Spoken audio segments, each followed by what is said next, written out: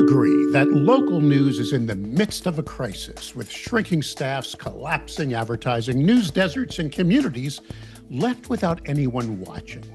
But what if the answer is not one publisher somehow doing more with less? What if it is news organizations, universities, philanthropies, even state government working together to rebuild the civic information system community by community?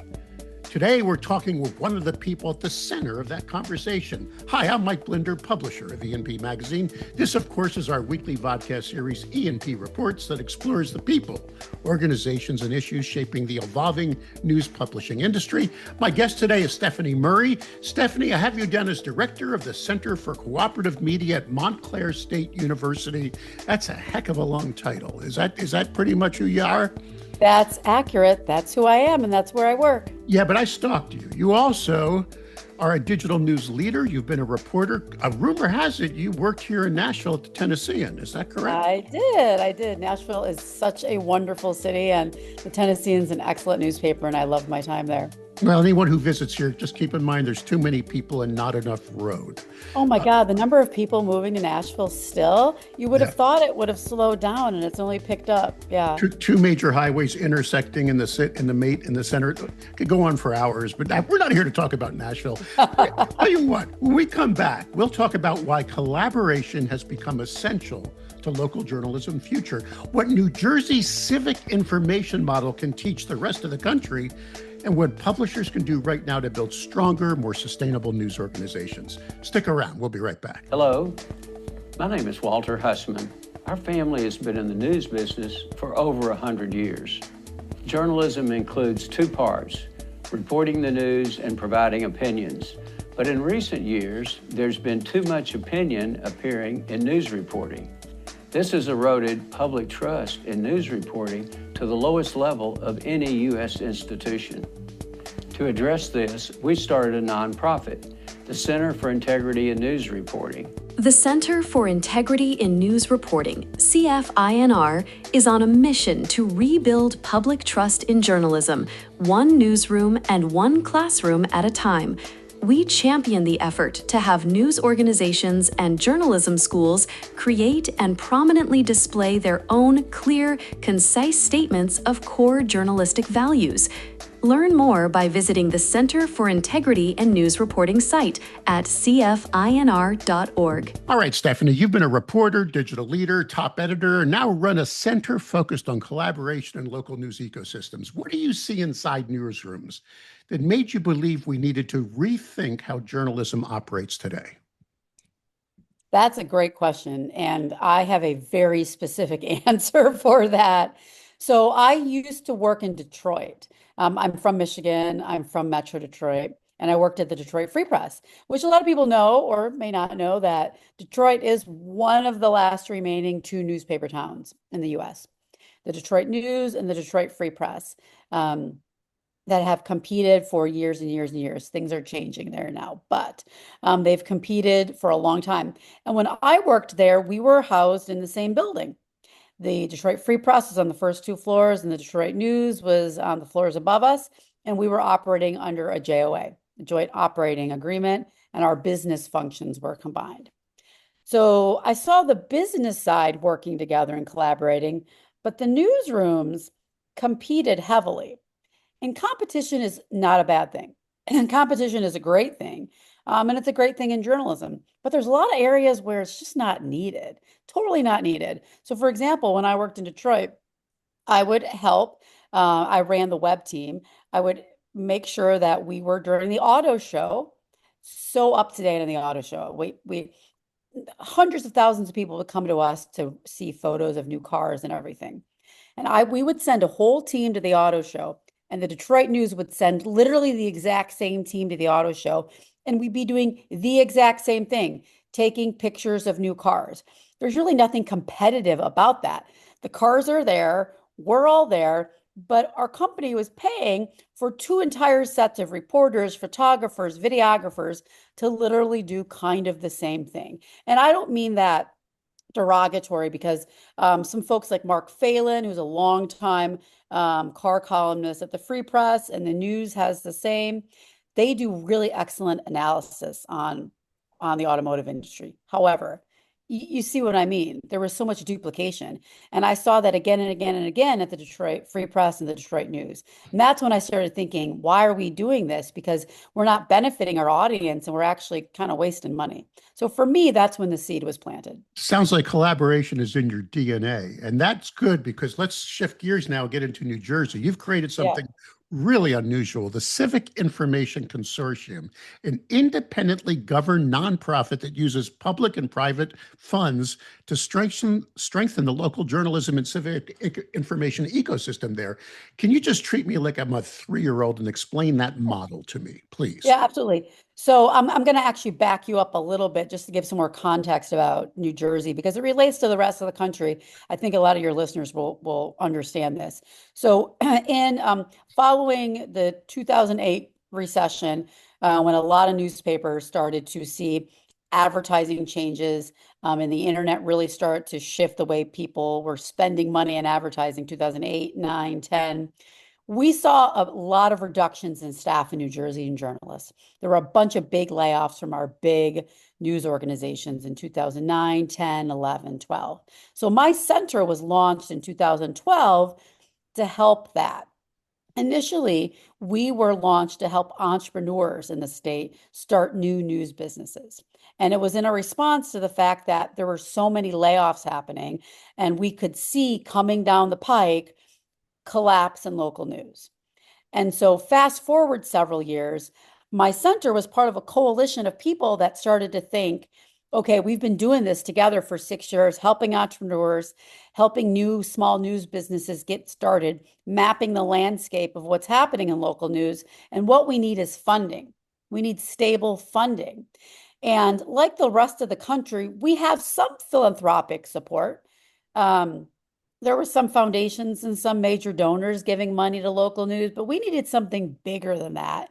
And we thought we should also leverage policy. We should leverage state resources because our coalition really looks at local news as a public good. Access to information is a public good and should be funded like that, like roads and bridges and utilities. And so we're not looking at local news as a commercial for-profit enterprise so much as we're looking at it as a public good. How would we fund it if it was a public good?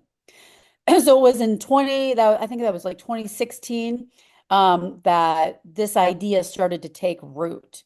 And it actually started in Jersey because the state sold off broadcast spectrum and made a windfall, like 200, I forget the exact amount, but it was just under $300 million the state took in for selling broadcast spectrum. And a group of us were like, hey, you sold broadcast spectrum, put some of that money back into media. It doesn't have to be all of it, but put some of it back into media and start an endowment. That didn't happen, but the idea stayed and it developed into public policy that developed into legislation that got passed in 2018 that set up the Civic Information Consortium, which is an independent, nonprofit, grant-making body that takes in state and private money and regrants it out to support the local news ecosystem. And today, my center works hand in hand with that independent body. We're the state's largest JSO, journalism support operation. We do training, convening, events. We help people with grant applications. We help people with their business models. And then the consortium is kind of like our sister organization, although they're completely separate. They're the biggest funder of media. So we work really closely to help grow the overall ecosystem. And it's been a bumpy ride, but here we are several years later. I want to get into how this could be duplicated, but before I get there, you hit a third rail that some people may be feeling now. The obvious concern is editorial independence. What safeguards keep this from becoming a government-funded journalism entity? All right, give it to me. Sell me. I want that elevator pitch. So we have several guardrails in place because that was a concern from the very beginning, especially for folks who are applying for money. That was their concern. We don't want to take state money if the state's going to tell us what to do or interfere in our work. And I will say that we've got 5-6 years of grant making under the consortium's belt now, and this has never happened. So some of those guardrails are, for one, the governing body. So the governing body of this independent nonprofit is partly prescribed in the legislation and then partly is voted on by other members. And it's intended to be a board that is fairly diverse and includes some political appointees, university appointees, and then at-large people representing the tech industry, the media industry, and others. So it's a large board of 16 people, and it's fairly diverse. That is one guardrail. So that's not controlled by the state. Although they wanted political appointees, and there are a few political appointees, but those people generally are all media related or technology related in some way. The second is that it is stipulated in the legislation that created the consortium that there is no editorial interference allowed by the state. Additionally, every grant contract specifies that there is no editorial interference at all allowed by the consortium. And any grantee that felt like they were being editorial interfered with, I would imagine would make a big stink and would say something. And I'm always asking people, about their experience with the consortium, because we're not part of the consortium, but we are a member of it. So I'm not like on staff or anything, but we are a university member and I work really closely with them. So I talk to the grantees all the time. And there's been a pretty firm wall. There is no discussion. The board doesn't even really talk to grantees. The grantees interact with the staff at the consortium, and those guardrails have held up. Independent board, diverse board, language in the legislation, language in the grant contracts to date, and it hasn't been an issue. All right, let's you mentioned that the Petri dish was ripe in New Jersey because they were selling Spectrum, and it was a good way to get this model started. Is this replicable in other states? Is your phone ringing from other states now? It is, yeah. Do you believe this can be done elsewhere? With some tweaks, yes. And there are some things we've learned and I'm speaking really as a part of Montclair State University, as a member of the consortium, member university of consortium. There are some things that I tell people all the time that we would do differently. Because this is being looked at and trying to being replicated in other places. So Pennsylvania has some legislation pending that takes a lot of cues from the consortium. Oregon has taken a couple stabs at legislation that takes cues from the consortium. The idea of some state funding going into an independent grant-making body is absolutely replicable. One of the problems we have in New Jersey is that to date, the funding has come through appropriations, annual appropriations, and that's not stable. And that causes a lot of consternation every year because we have to lobby for funding. And that is something we tell other people. If you're going to replicate this, it's got to be a secure, stable form of funding that's legislated in, whether that's taking a piece of a tax or diverting some other sort of revenue, or taking a windfall like we had with the Spectrum auction and investing it in some way. I would not advocate that any other state do this through an annual appropriation, and we're trying to get out of that too. Makes a lot of sense. Okay, let's shift gears a little now. Yeah. There's a lot of discussion on this program and at EMP in our reporting, the reach versus relevance debate. Which basically, and you have shifted gears so the advertising revenue is not as essential to your ecosystem there and what you're building, but you've built your career around audience growth and understanding changing reader behavior. What do local publishers, in your opinion, still get wrong about what their communities need versus want from them? I know that's a loaded question, but I really want to hear your answer to that. I mean, there's several things I want to say there. So, first, I would actually push back on your first point that advertising is actually still a huge part of revenue in our state. So we research the local news ecosystem in the state of New Jersey, and New Jersey is a state of small news businesses. We have a couple of large chains, Gannett and Advance, but we have no commercial television station based in our state. We have NJPBS, which also is just moving to Montclair. I'm helping to integrate NJPBS into Montclair State. But beyond that, we are a state of nonprofits and small news businesses. When I say small, I mean small. Most of the 400-ish news organizations in the state have revenues of $500,000 or less. And actually, a majority of those have revenues of $250,000 or less. And the majority of that revenue comes from advertising. So advertising for small news businesses is still a very ripe revenue play, especially in our state because we're very dense. We have a lot. You can throw a rock and be in someone else's town in this state. And that means there's a lot of small businesses that need to reach audiences. And so one of the things that I think we try to coach, so I'm talking about local, when I say local news, I'm talking about local news small businesses when we're talking about the business side. One of the things we try to coach people on frequently is really talking to people in your town and asking them what they want and what they need. Using data to back that up, but also taking cues from your local audience. So I'll give you an example of someone who does that really well in New Jersey, which I think you may know, Red Bank Green. Of course. Which is a small news business on the shore in Jersey, Red Bank, New Jersey, beautiful little town. Red Bank Green is one of our oldest small news hyperlocal businesses in the state of New Jersey, the longest running. John Ward started that, and it's now owned by Kenny Katzgrau, and who also some of your listeners may know as being the founder of Broad Street Ads and ad technology. Kenny's been on this program, and we at ENP use Broad Street. He's amazing. And I even did an intro for his event. I recorded an intro for the big event he did at the Stone Pony on July 1st. Yes. We co-hosted that with him at the Stone Pony. It was a great time. Yeah. I saw you on that. Yeah. So Kenny's fantastic. So Kenny helped John years ago, and they experimented with this in Red Bank by asking people and local businesses what they wanted. And one of the things they heard was, I need a better way to get deals out.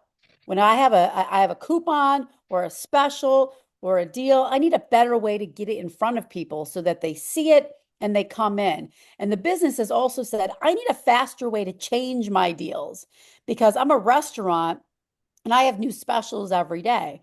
And so Kenny worked with John and they built some technology and an advertising vehicle to do that. And so that's the sort of thing that a lot of small local news businesses don't understand how to listen to their business clients as well as they do their readers, because so many small local news businesses start with a journalist, someone who got laid off or sees a news gap, and that is incredibly important. But it's just as important to listen to your local business community on what you could do for them, and then developing products to meet that. Look, we're running out of time. Final question. I always ask this of our guests because there's so much doom and gloom about the state of local journalism. There's more. Some say that this is the most important time in our history for truth to power, enterprise storytelling, whatever. Despite all these challenges, let's get up to 50,000 feet and leave the program with this. What keeps you, Stefanie, optimistic about the future of local news? What keeps me optimistic?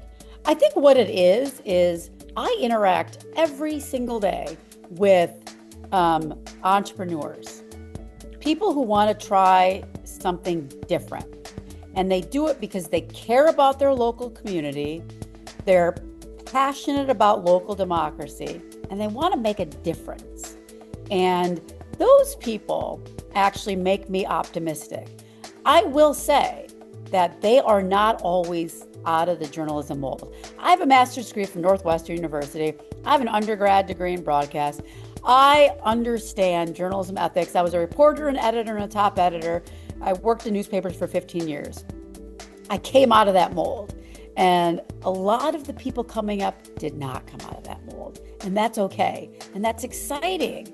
And that's what makes me optimistic, because I think we have a really interesting opportunity now to leverage people who are really excited about serving their community, about helping democracy, and about trying things in new and different ways. But those of us who came out of like a very traditional journalistic mold have to understand that it's going to look different. Stefanie Murray, Director of the Center for Cooperative Media at Montclair State University. We appreciate you being on the program. Apologies for not having you on sooner. And we will beg you to come back and join us in a few months. We even have a 5-Timers Club. We give you like virtual jackets when you've been on the show. Oh, amazing. Yeah. I mean, hey, we're rebuilding public media in New Jersey, so I'll come back and talk about that sometime. Hopefully we have some wins under our belt by early next year. Looking forward to it. Thanks so much.